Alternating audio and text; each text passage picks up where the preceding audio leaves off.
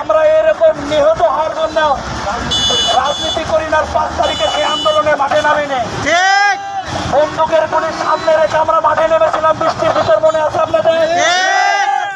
সেদিন শেরপুরে কোনো দল নামে নাই, কিন্তু আমরাই প্রথম বৃষ্টির মধ্যে মাঠে নামছিলাম।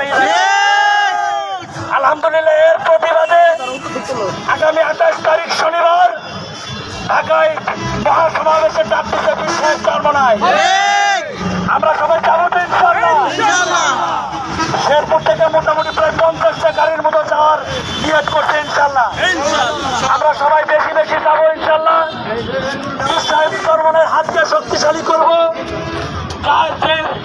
যদি চরমনায় পীর সাহেবের হাতকে শক্তিশালী করতে পারে, বাংলাদেশ ইসলামিক খেলাফত কায়েম হবে, বাংলাদেশের সকল মানুষের শান্তি ফিরে আসবে ইনশাআল্লাহ।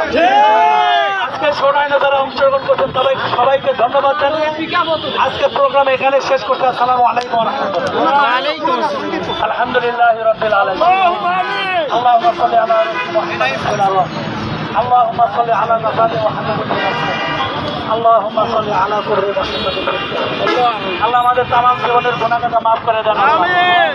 আল্লাহ আমরা জীবনে বহু গুনাহ করছি, আল্লাহ জীবনের গুনাহ মাফ করে দেন। আল্লাহ আল্লাহ বাংলার জমিনে আল্লাহ কোরআনের আইন প্রতিষ্ঠিত করার তৌফিক দান করেন। আল্লাহ আল্লাহ ইসলামিক খেলাফত কায়েম করার তৌফিক দান করেন। আল্লাহ আমিন।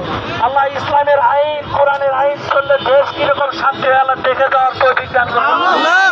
আল্লাহ এই জমিনে কোরআনের আইন প্রতিষ্ঠিত হওয়ার পরে আল্লাহ আমাদের কবরে ডাক দিয়েন। আল্লাহ আল্লাহ ইসলামী আন্দোলন বাংলাদেশকে আল্লাহ কবুল করে নেন। আল্লাহ যুব আন্দোলন বাংলাদেশকে আল্লাহ কবুল করে নেন। শ্রমিক আন্দোলন বাংলাদেশকে আল্লাহ কবুল করে নেন। জাতীয় উলামা শেখ আইম্মা পরিষদকে আল্লাহ কবুল করে নেন। আল্লাহ ছাত্র আন্দোলনকে কবুল করে নেন। আল্লাহ শিক্ষক ফোরামকে আল্লাহ কবুল করে নেন। বাংলাদেশ মুজাহিদ কমিটিকে আল্লাহ কবুল করে নেন। সর্বোপরি আল্লাহ আমাদের তামাম জীবনের গুনাহকে মাফ করে দেন। সুবহানা রাব্বিকা রাব্বিল ইজ্জাতি আম্মা ইয়াসিফুন সালামুন আলাল মুরসালিন আলহামদুলিল্লাহ। আল্লাহুম্মা আমিন।